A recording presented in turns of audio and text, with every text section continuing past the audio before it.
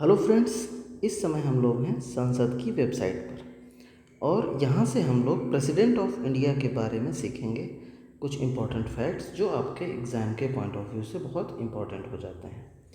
तो सबसे पहला फैक्ट यही है कि जो प्रेसिडेंट होता है, क्या वो पार्लियामेंट का भाग होता है या पार्ट होता है? तो बिल्कुल सही बात है, जो प्रेसिडेंट होता है वो इंडियन पार्लियामेंट का एक इंटीग्रल पार्ट होता है। अगर इंडियन पार्लियामेंट की बात करें तो पार्लियामेंट के 3 कंपोनेंट होते हैं। एक तो होता है प्रेसिडेंट, इसके अलावा लोकसभा होती है और राज्यसभा होती है। ये तीनों पार्ट्स मिला करके जो है कंबाइंड इनको पार्लियामेंट कहा जाता है।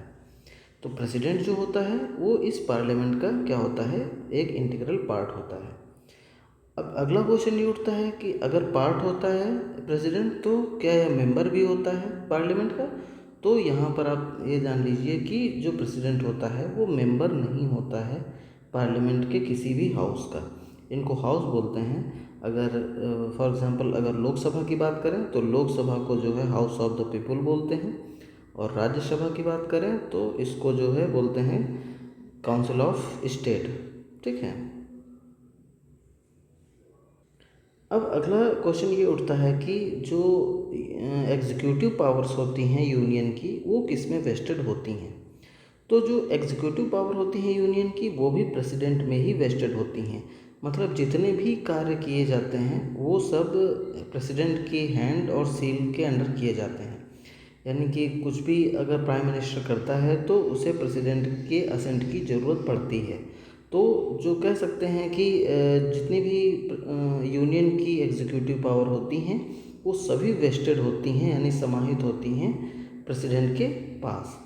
अब प्रेसिडेंट ही इन्हें एक्सरसाइज करता है या फिर जो उनके सबऑर्डिनेट्स होते हैं या ऑफिसर्स होते हैं, उनके द्वारा ये सब काम जो है एक्सरसाइज किए जाते हैं प्रेसिडेंट के द्वारा। इसके आगे जहाँ की जैसे कि दिया गया है कि जो पार्लियामेंट होती है वो कंसिस्ट करती है, यानी उसमें होते हैं प्रेसिडेंट होते हैं, इसके अलावा 2 हाउस होते हैं।